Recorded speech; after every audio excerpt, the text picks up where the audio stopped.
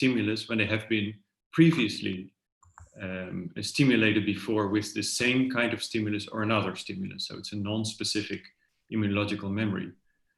And for all remaining questions after the talk, I would like to refer to this very comprehensive review which was published just this week. So why is it actually very logical that also the innate immune system can build some form of innate immune memory?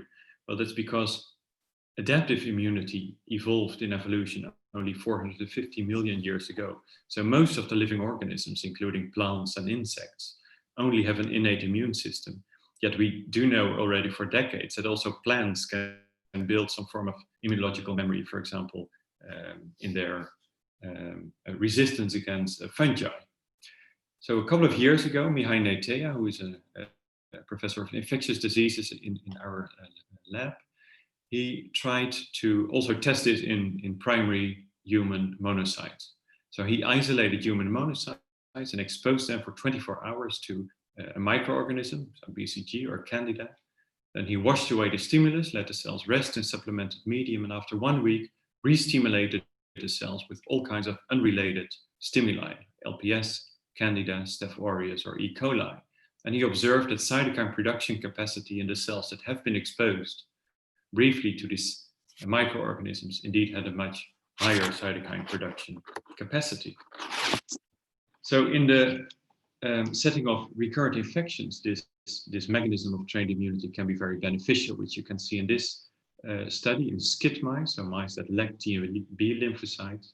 You can see that when these mice are challenged with a lethal dose of Candida albicans, there's profound mortality, which is completely prevented when these mice are vaccinated before with BCG.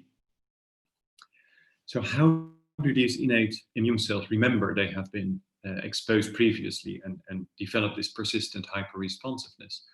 Well, an important component is epigenetic reprogramming at the level of histone modifications. And basically, without showing you all the data, the working model is now that upon a primary stimulation of the cells, there is a rapid cytokine production, which is accompanied by a rapid acquisition of activating histone modifications, such as lysin 4 trimethylation. And then when the stimulus is removed, not all these histone modifications disappear. And for example, lysin 4 monomethylation remains present at what are then called latent enhancers, so that upon a secondary stimulation of the cells, cytokine production is much more rapid and more profound.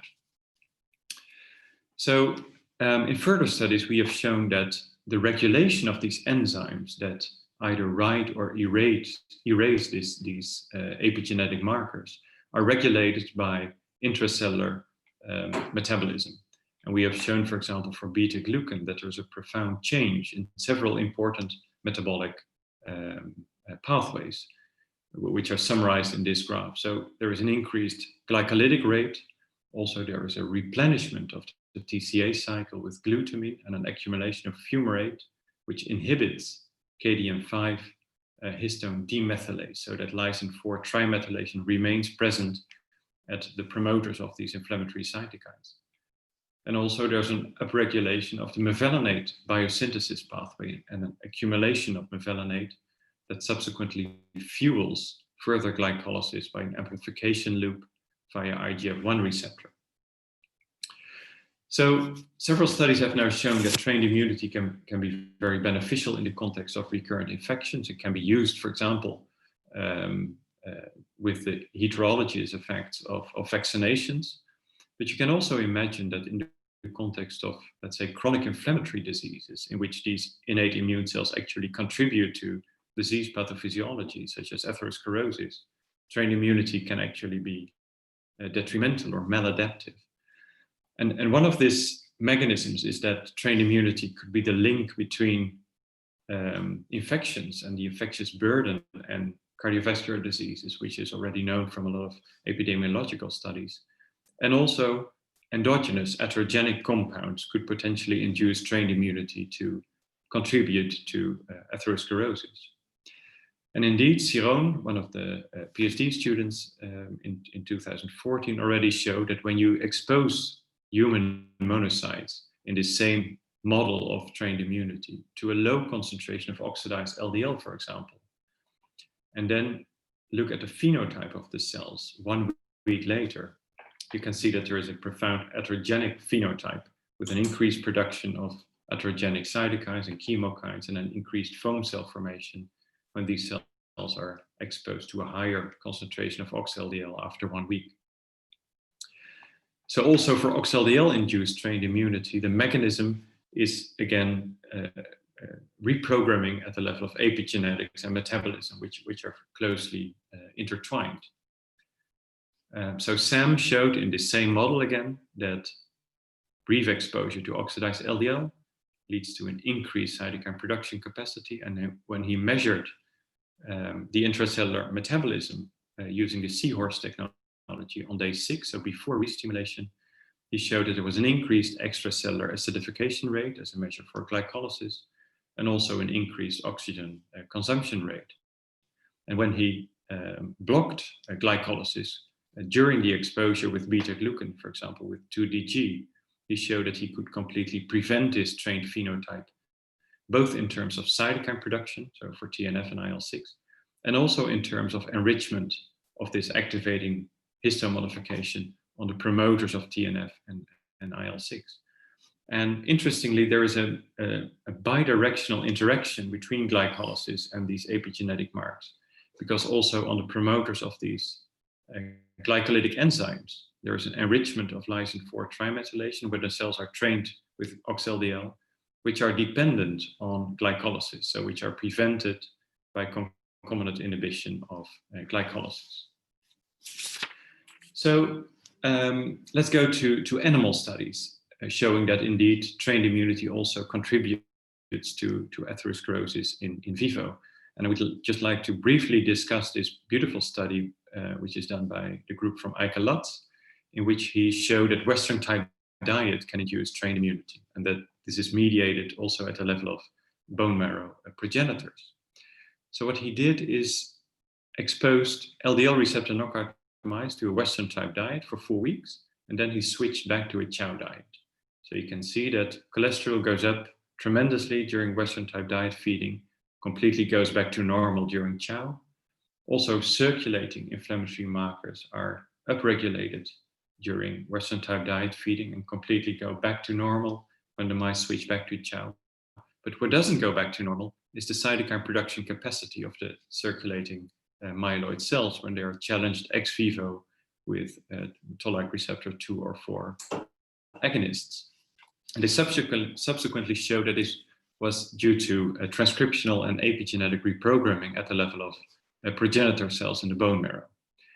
And I just show you one example. So here you can see a principal component analysis of the RNA sequencing data of GMPs. You can see that there is a clear reprogramming of the cells during Western type diet feeding, which persist also when the mice are back on chow diet. And this is associated with a more open chromatin as measured with ATAC sequencing. So let me now take you to the studies we have performed in which we translate this really to humans, patients with cardiovascular disease or patients with risk factors for cardiovascular disease. And the first study that is published last year, performed again by Siron, is in patients with hypercholesterolemia. So these are 25 patients with FH, so familial hypercholesterolemia. These patients have a very high LDL cholesterol concentration. And it was compared to a group of normal cholesterolemic subjects, and the Siron studied the circulating myeloid cells at baseline and also 3 months after lowering cholesterol with statins. So mimicking actually the Western type diet and chow feeding in the LDL receptor knockout mice. So here you can see that the monocyte from the patients with FH, so these are the black bars, have an increased cytokine production capacity for TNF, IL-6, IL-1 beta when the cells are challenged with various stimuli. And importantly, when you lower cholesterol for 3 months with statins, there is no change in this increased cytokine production capacity. So these cells remain to be hyper-responsive in terms of cytokine production. And subsequently, Siron performed RNA sequencing on 5 patients and 5 controls and showed a differential upregulation of many inflammatory genes that again persistent in time despite lowering of cholesterol with statins. And finally, she showed that this inflammatory monocyte phenotype was also associated with an enrichment of this activating histone modification, lysin 4 trimethylation on the promoter of TNF, and a lower occupancy of lysin 9 trimethylation, which is a repressive histone modification, which persists despite lowering cholesterol with statins. Let's now turn to another important risk factor for atherosclerosis, which is stress. So we already know, for example, by studies from Matthias Narendorf and Phil Swirsky, that stress, so either chronic psychological stress or the acute stress that is associated with myocardial infarction, can accelerate atherosclerosis by an increased mobilization of pro-inflammatory cells from the bone marrow via stimulation in the bone marrow of beta-3 adrenergic receptors by noradrenaline. And we wondered whether these catecholamines could also induce trained immunity in circulating cells. So the first thing that Charlotte van der Heijden did was to perform again this same in vitro training experiment with isolated human primary monocytes and expose them for 24 hours to noradrenaline in black or adrenaline in 2 different concentrations. And she showed, and that was known already, that when you co-incubate cells for 24 hours with these catecholamines, there is actually immunosuppression. So there is a lower cytokine production when you stimulate the cells with LPS. However, when you expose the cells to these catecholamines and then look at cytokine production after 1 week, there actually is a trained immune phenotype. So there is an increased production of cytokines, both for noradrenaline and adrenaline. And then she measured the metabolism of these cells using the seahorse, and again showed the same time-dependent effect on immunometabolism. So you can see that during the direct stimulation of these catecholamines, there is a lower oxygen consumption rate during treatment with noradrenaline and adrenaline, and a lower glycolytic metabolism. Whereas in the trained cells that have a hyper-responsiveness in terms of cytokine production, there was an increased oxygen consumption rate and a higher extracellular acidification rate. So then she wanted to see what is the mechanism that is driving this increased cytokine production capacity, and perform several pharmacological blocker studies using blockers of either the beta-1 and beta-2 adrenergic receptor, specific to beta-1 receptor and the beta-2 receptor, and an inhibitor of the cyclic AMP PKA pathway. And she showed that indeed this trained immune phenotype was accomplished by stimulation of the beta-1, beta-2 adrenergic receptor and the cyclic AMP PKA pathway. And then she wanted to translate this also to patients. And she recruited 10 patients with a pheochromocytoma. So these are patients with a rare adrenal tumor that produces catecholamines, and these patients are repetitively exposed in vivo to high concentration of adrenaline and noradrenaline. And she compared these to 10 patients with essential hypertension, so primary hypertension.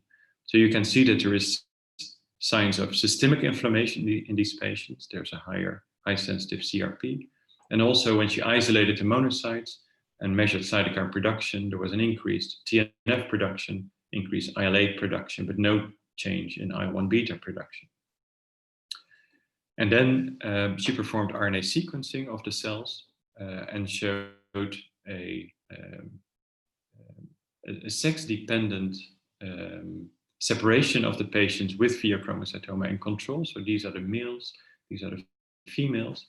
And here you can see that there's a differential upregulation of many inflammatory cytokines and chemokines. And that also on the promoters of these upregulated cytokines and chemokines, again, there's an enrichment of this activating histone modification. So I've shown you that in vitro, human monocytes can be trained not only by microorganisms, but also by endogenous atherogenic compounds. oxidized LDL. I didn't show you the data for Lp(a) that has been published a couple of years ago, and for catecholamines. And also that in vivo in mice, a Western type diet can induce strain immunity, and this persists for several weeks because also the myeloid progenitors are reprogrammed. So what about the bone marrow in patients with atherosclerosis?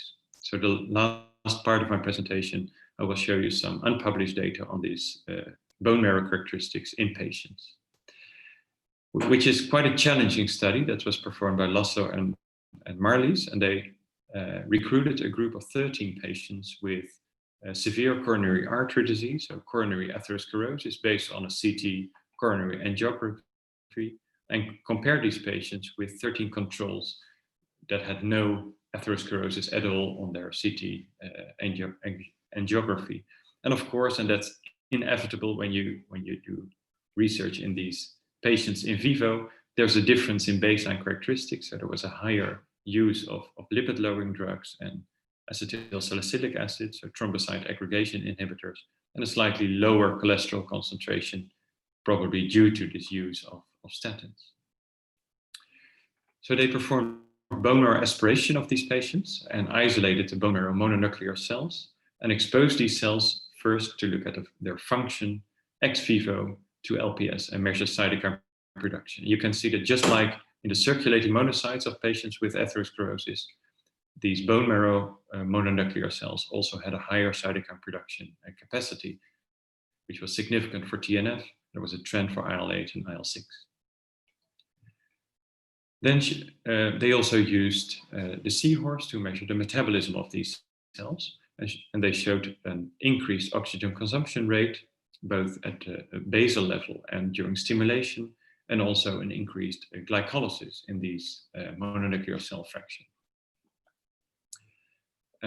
Using flow cytometry, they showed that there was no difference in the absolute number of the various progenitor subtypes, but there was a higher percentage of the HSCs and MPPs. There was a lower percentage of the megakaryocyte and erythrocyte progenitors, and a lower percentage of the premonocytes, which suggests myeloid skewing of the bone marrow. And also in the circulation, there was a higher percentage of circulating HSCs and MPPs. So to further understand let's say the functional changes in these HSPCs, we explored the transcriptional signatures of HSCs, GMPs, and MPPs. And differential expression analysis was applied for each population and also for a combined population. And a PCA analysis based on these differentially expressed genes showed a clear separation between the patients and the controls for the HSCs, and this was less pronounced for the MPPs and the GMPs. And here you can see a volcano plot of these differentially expressed genes in a combined analysis of the three subsets. And you can see that there is an upregulation of 4 genes, including, for example, CCR2, which is known to be important for the mobilization of monocytes from the bone marrow and also the mobilization to the arterial wall. And subsequently, we performed a pathway enrichment analysis on these disease-specific differentially expressed genes. And you can see that for the HSCs and also for the MPPs, there's an enrichment of neutrophil-related pathways and also of monocyte activation pathways. And this is very interesting because it suggests an important role for neutrophils in the development of atherosclerosis. And I think in the last few years, several studies indeed showed also mechanisms of how neutrophils contribute to atherogenesis. What is furthermore very interesting is to make a comparison between these pathways and the bone marrow in BCG-induced strain immunity.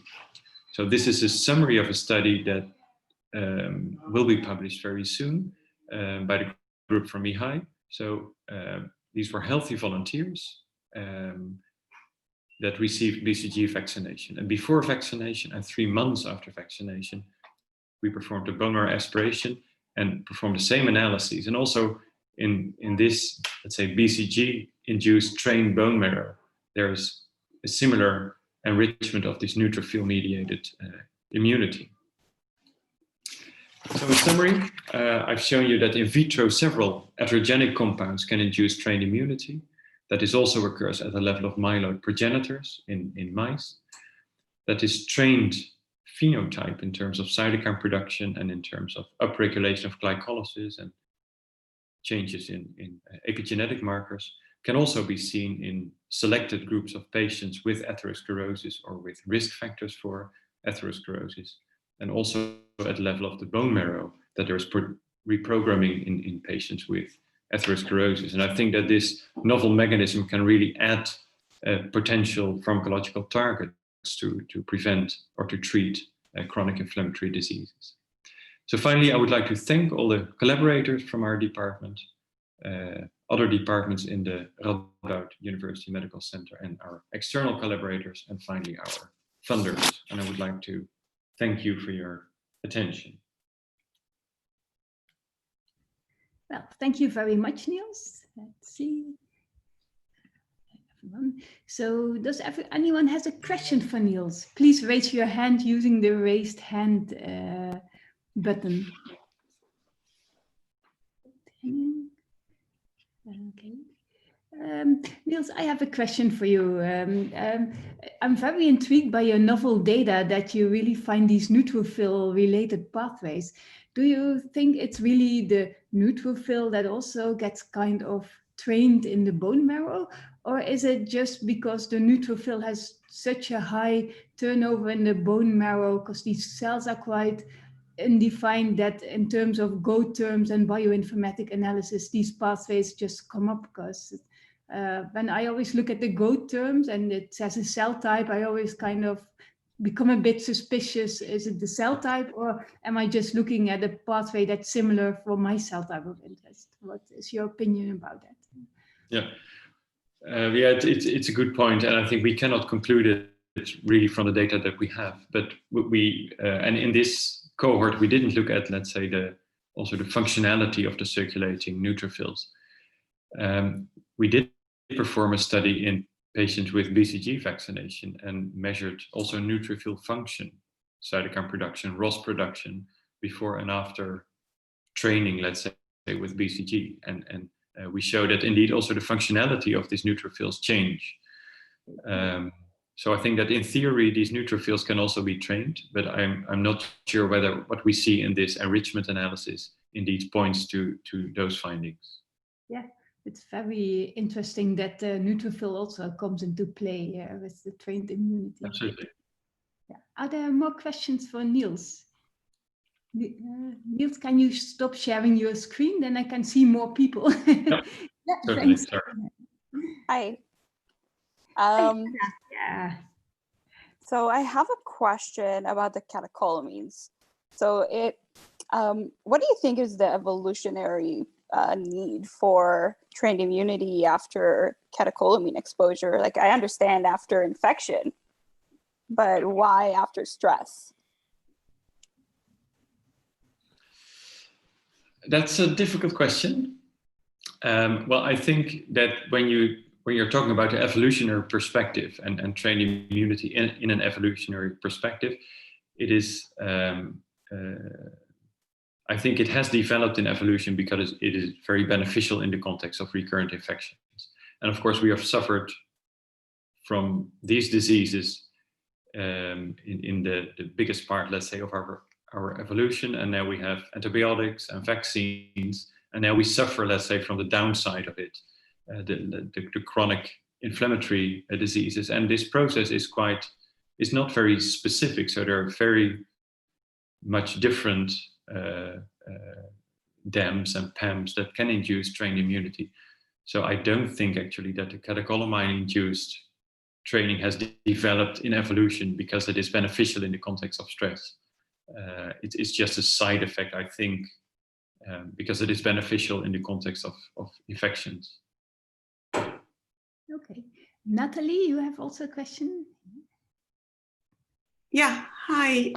This was an excellent talk, an excellent summary that got me thinking. So when we do aggressive statin therapy and chip away, get rid of LDL cholesterol, we do reduce CVD risk by up to 60%, depending what the original LDL cholesterol levels were, how early we started the statin therapy. But you've shown data that when we reduced or post statin therapy, there is some transcriptomic changes that persist.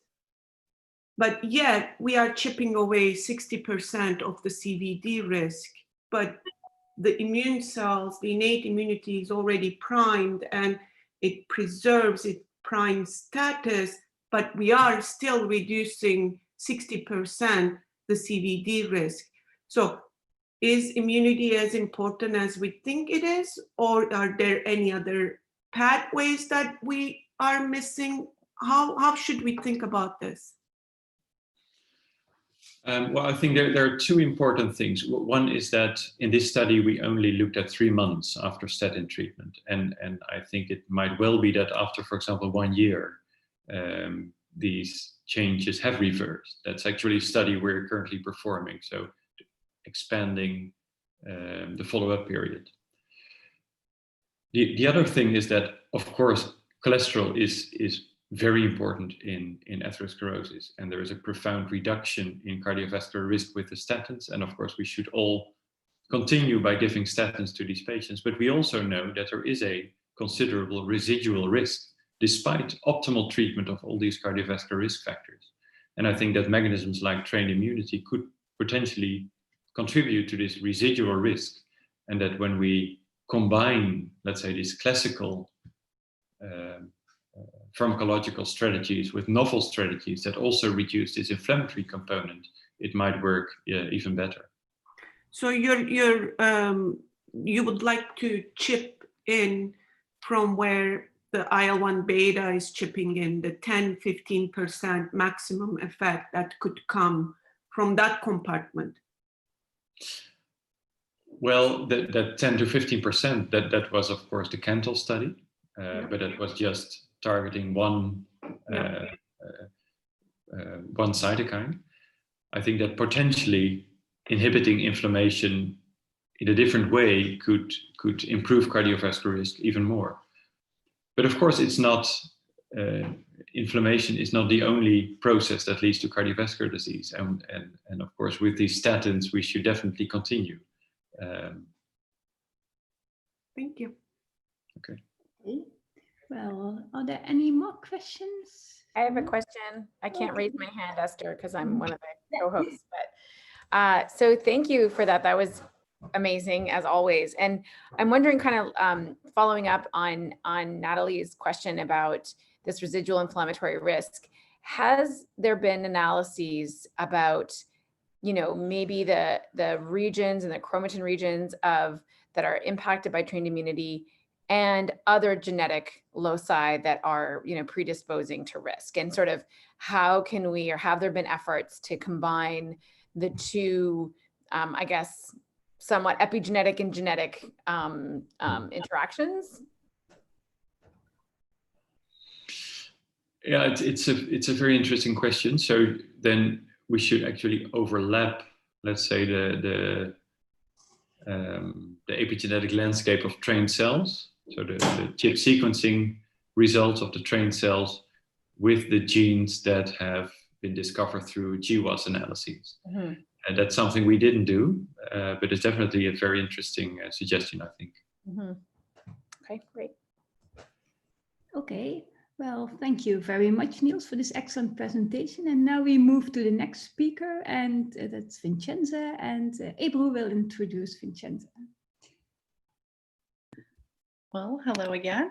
So Dr. Vincenza is an assistant professor in Washington University. She completed her PhD studies in human genetics and then joined Dr. Nada Abramram's lab as a postdoc fellow.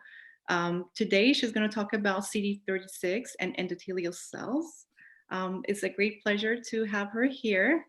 And I think Vincenza Cifarelli. Yes, can you hear me?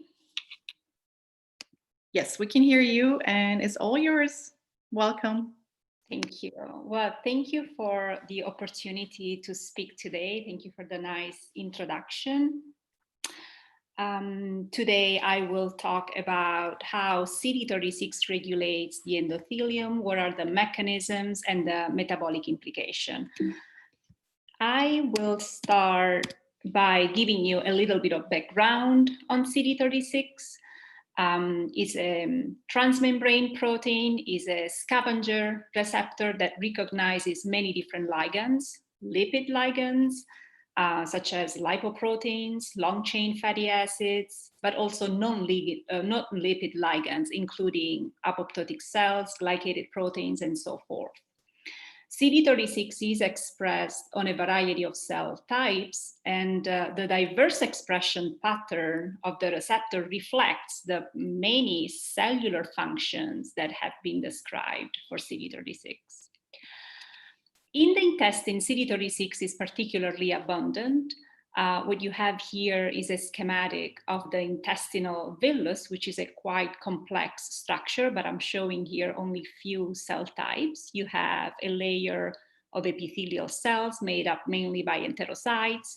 You have immune cells, including macrophages, and then you have a combination of blood and lymphatic endothelial cells. The lymphatics are here, the lacteals. Now, CD36 is expressed on the apical surface of enterocytes, where it mediates fatty acids uptake and signaling, and is important for chylomicron formation. So if you delete CD36, you have a delay in fatty acids absorption, but also chylomicrons will be smaller and they will be cleared from the circulation after a meal slower compared to wild type mice.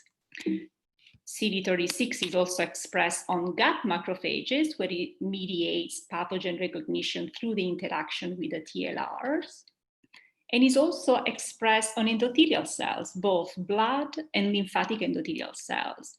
In those cells, CD36 plays different functions, but one that has been investigated the most is the interaction with several extracellular matrix components, such as thrombospondin 1, collagen, integrins, where CD36 functions as a signaling platform. So given the diverse involvement of CD36 in so many different functions in the intestine and being expressed on so many different cell types, a few years ago, we started investigating whether CD36 regulates the gut homeostasis and is involved in any of the functions that I have just described, and whether the deletion of this receptor has any metabolic implication. So we started by using a CD36 global knockout mouse, and we show that the germline CD36 deletion results in abnormal extracellular matrix remodeling, defective epithelial barrier documented by a leaky gut, and neutrophil infiltration in the proximal intestine.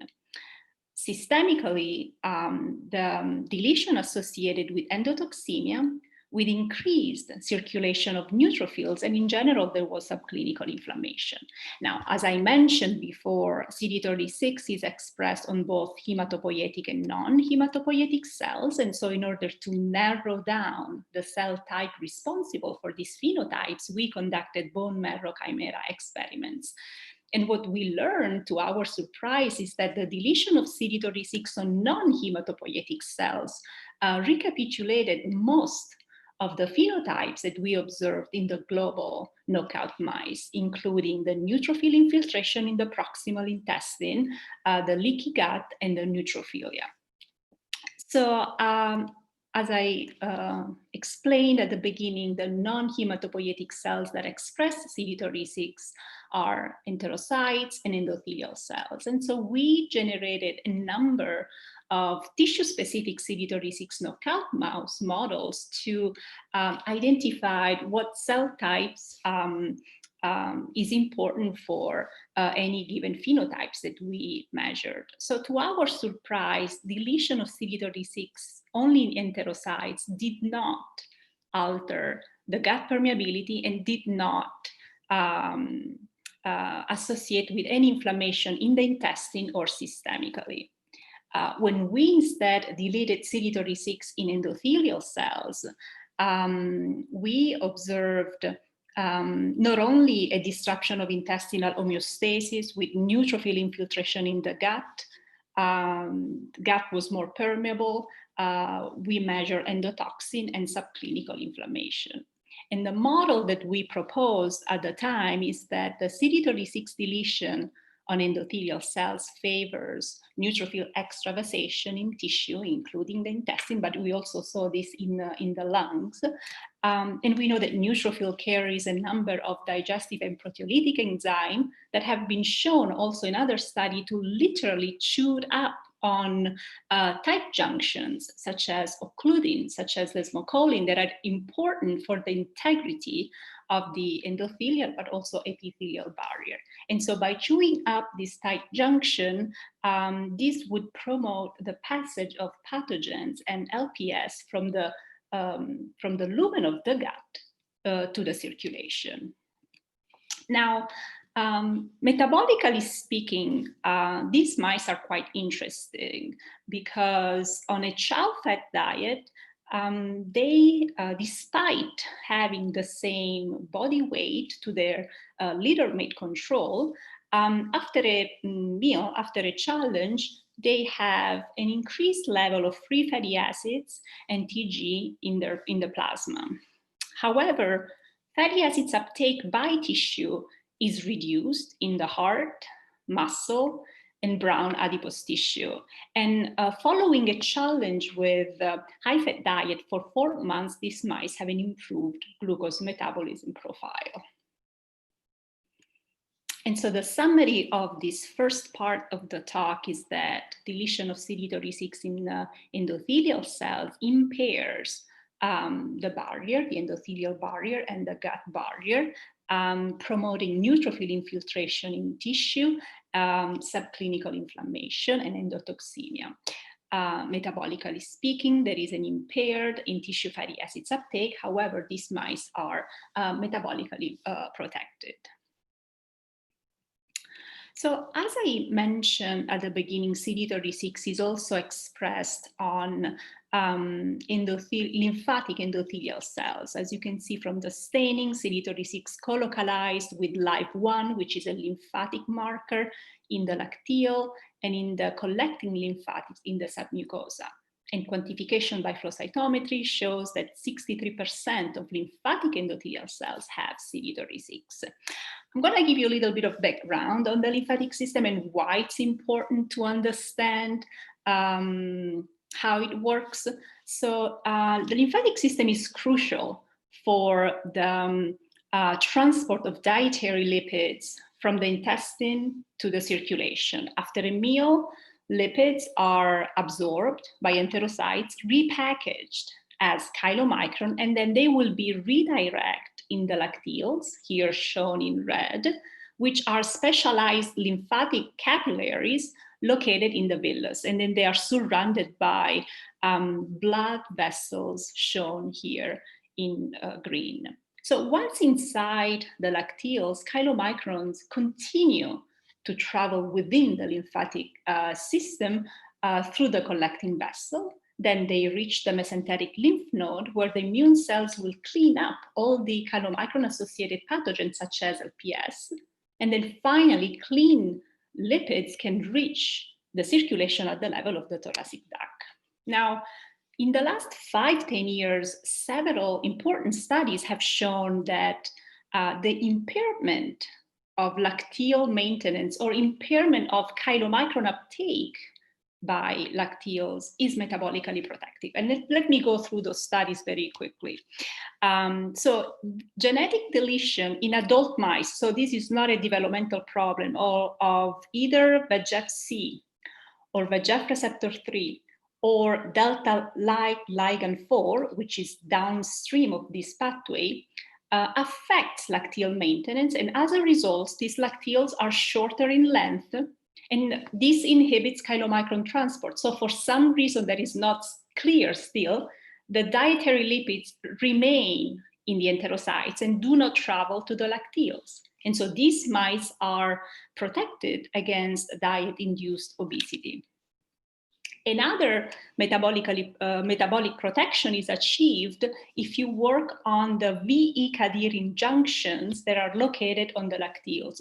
Now, the VE-cadherin junction can be open and they're called button-like junction, or they can be sealed and they are called zippered. So the induction of zippering, closing up this VE-cadherin junction, has been shown a few years ago in a beautiful paper published in Science to be metabolically protective against diet-induced obesity.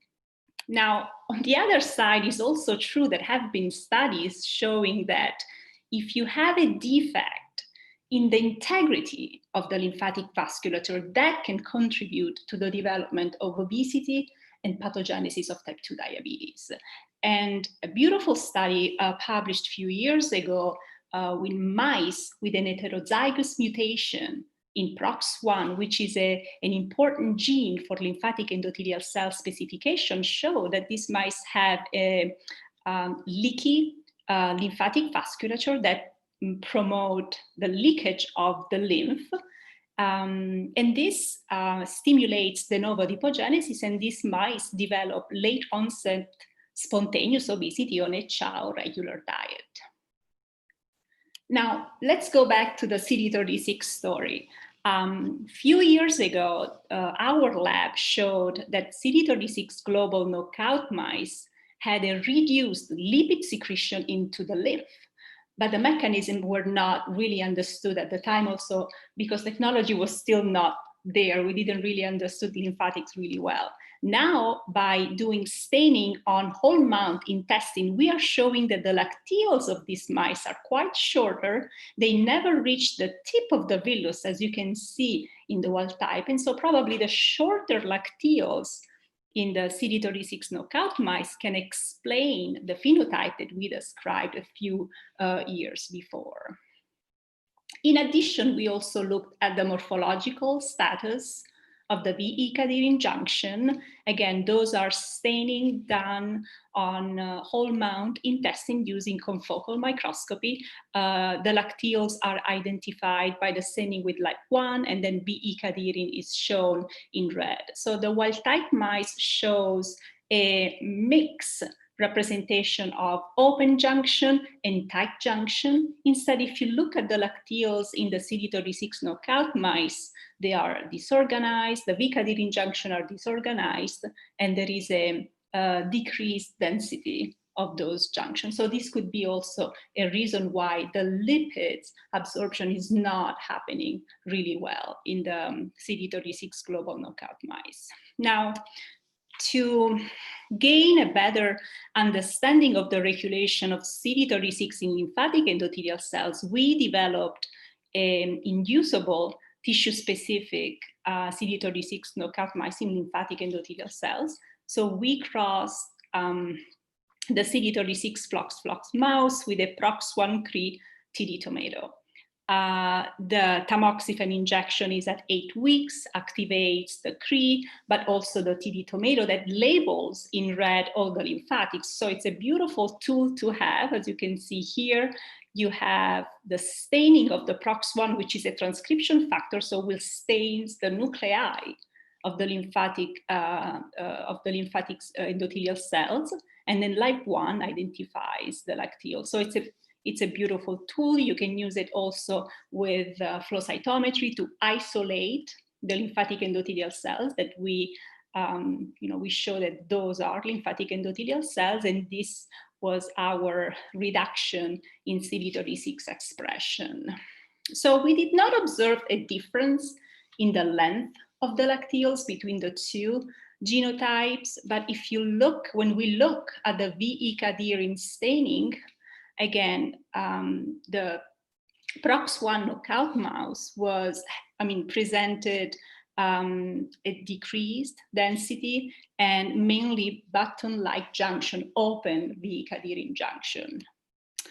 We challenged mice with a fluorescently labeled tracer, a lipid tracer that can only go in the lymphatics because of the size. And we observed a substantial leakage of the tracer in the lymphatic vessel located in the mesenteric region of the knockout mice. Instead, there was a beautiful flow of the lymph in the wild type. And so these mice developed spontaneous late onset obesity on a regular chow diet. Here you have their body weight and the DEXA analysis with an increase in fat mass for the PROX1 knockout mouse. Here you have representative images of accumulated epididyme of fat and mesenteric fat. Epididyme of fat was inflamed with infiltration of macrophages, and OGTT tests show an impaired glucose metabolism for the PROX1 mouse. We then went in vitro to kind of understand the possible mechanisms. So we silenced CD36 using human dermal lymphatic endothelial cells, and we observed a decrease by 40–50% in proliferation, migration, and tube formation of lymphatic endothelial cells. Now, these events relies mainly on fatty acids beta oxidation more than glycolysis. And so when we look at cell respiration in this, in our cells, we observe that the knockdown of CD36 decreased the oxidative metabolism in these cells, even after challenging the cells with VEGF-C, which usually increments fatty acids beta oxidation. In addition to this, we observed a decrease in the gene expression of key genes involved in fatty acids beta oxidation. And this has been shown in many different cell types, including immune cells and muscles. If you don't have CD36, somehow the fatty acids beta oxidation is decreased. We also recapitulated in vitro what we observed in vivo regarding the inhibition of the zippering of the VE-cadherin junction. So what we did here, we grew lymphatic endothelial cells in vitro, and stimulation with VEGF-C should straighten up those junctions, and we didn't really observe that with CD36 knockdown. Now, previous studies have shown that in order to achieve an efficient zippering of the VE-cadherin junction, you need to have a phosphorylation of VEGF receptor 2 and phosphorylation of AKT. And as you can see in our system, they were both decreased when CD36 is knocked down in our system. So what I have showed you today is that CD36 in lymphatic endothelial cells regulates oxidative metabolism, and that affects proliferation, migration, and tube formation. When you knock down CD36, the VEGF-C mediated activation of important mediators such as VEGF receptor 2 and AKT is decreased, and that affects the proper zippering of the VE-cadherin junction.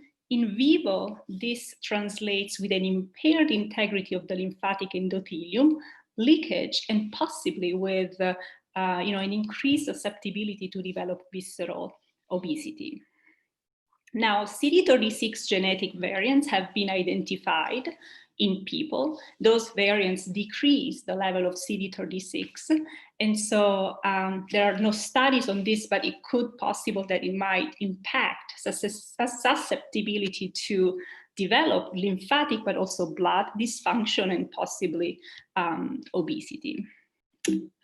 So the last slide is really like a summary of, of the two mouse models that I have presented today. When we use the Ty2 Cree model, we disrupt the integrity of the endothelial barrier in both system, blood and lymphatic endothelial cells. In these mice, we observed tissue inflammation, but also systemic inflammation. And these mice had an impaired tissue fatty acids uptake. However, overall, they showed an improved glucose metabolism. On the other hand, the PROX1 mouse disrupts the integrity only in the lymphatic endothelial cell barrier. The inflammation is restricted to the visceral adipose tissue. We also check inflammation in the intestine, and we did not see it. The mouse developed visceral obesity on a chow diet and also has an impaired glucose metabolism. Sorry, those are, I would like to acknowledge the Aboomrad Lab and our great collaborators and my findings. Thank you for your attention. That was an awesome talk, Vincenza. Very interesting. So I'm going to ask if anybody has questions to raise their hands.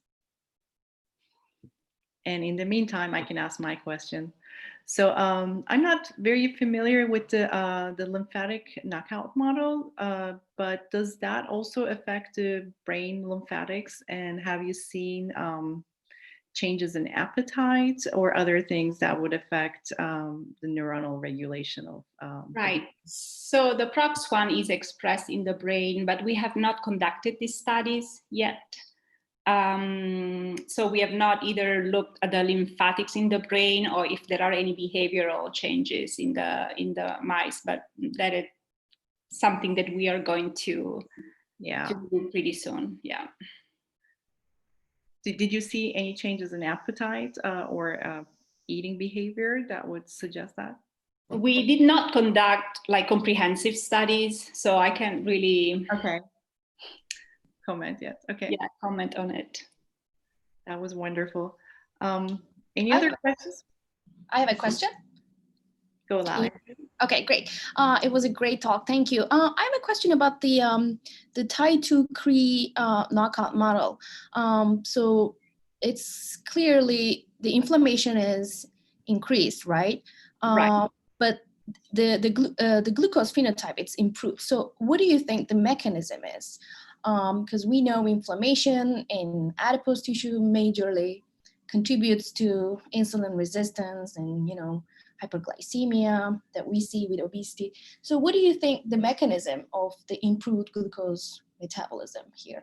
Yes, I mean, these mice pretty much, when you gavage these mice with a triolin, with olive oil, pretty much everything goes straight to the circulation. Nothing is retained, and it stays in the circulation, is not picked up, is not utilized, and therefore when you challenge them with the high-fat diet, there is not a use of those sources. So when you put on a high-fat diet, they are protected from any metabolic development. So it's probably like impaired fatty acid uptake, so that perhaps the mechanisms described by Jerry Schulman, like the PKC activation, those type of detrimental, kinase activation is perhaps protected, like at the level of insulin-sensitive tissues, perhaps, right? Right. Yeah. Mm-hmm. All right. Thank you. Okay, I have another question. I'm more like looking at this also from an immunological perspective. So what's the amount of leakage? Is it also like a free passageway of all kind of immune cells if you have this lymph disturbances, or is it more on the particle levels, chylomicrons can leak through, but immune cells still stay in? Or? Yeah, we have not really measured immune cells in the leakage. We have not done those assessment. We only, we did, flow cytometry in the intestines and in the blood, but we have not measured immune cells in the lymph. So I honestly, I don't know. Okay.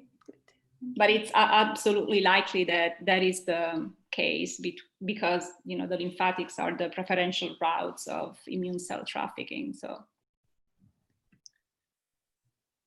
I have one more question before anybody else. Okay, is there any way you can think of to reverse a potential defect in the lymphatic or endothelial CD36?